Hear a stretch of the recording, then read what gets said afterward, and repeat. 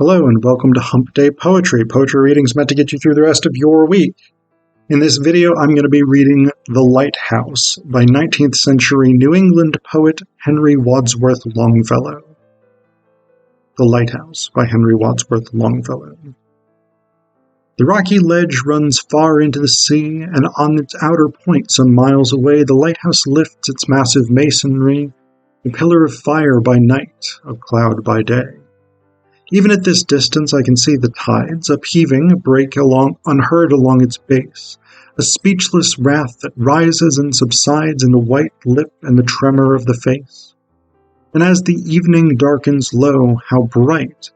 Through the deep purple of the twilight air beams forth the sudden radiance of its light, with strange unearthly splendor in the glare. Not one alone, from each projecting cape and perilous reef along the ocean's verge, starts into life a dim, gigantic shape, holding its lantern o'er the restless surge. Like the great giant Christopher, it stands upon the brink of the tempestuous wave, waiting far out among the rocks and sands, the night o'ertaken mariner to save. And the great ships sail outward and return, bending and bowing o'er the billowy swells, and ever joyful as they see it burn, they wave their silent welcomes and farewells. They come forth from the darkness, and their sails gleam for a moment only in the blaze, and eager faces as the light unveils gaze at the tower and vanish while they gaze. The mariner remembers when a child, on his first voyage, he saw it fade and sink, and when, returning from adventures wild, he saw it rise again o'er ocean's brink.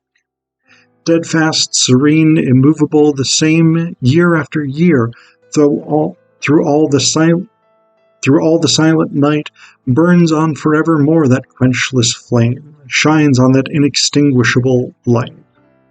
It sees the ocean to its bosom clasp, the rocks and sea sand with the kiss of peace. It seeks the wild winds lifted in their grasp. It sees the wild winds lifted in their grasp and hold it up and shake it like a fleece. The startled waves leap over it, the storm smites it with all the scourges of the rain, and steadily against its solid form press the great shoulders of the hurricane. The seabird wheeling round it with the din of wings and wind and solitary cries, blinded and maddened by the light within, dashes himself against the glare and dies.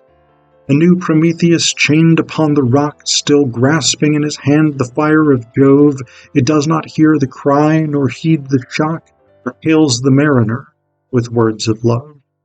Sail on, it says, sail on, ye stately ships, and with your floating bridge the oceans span.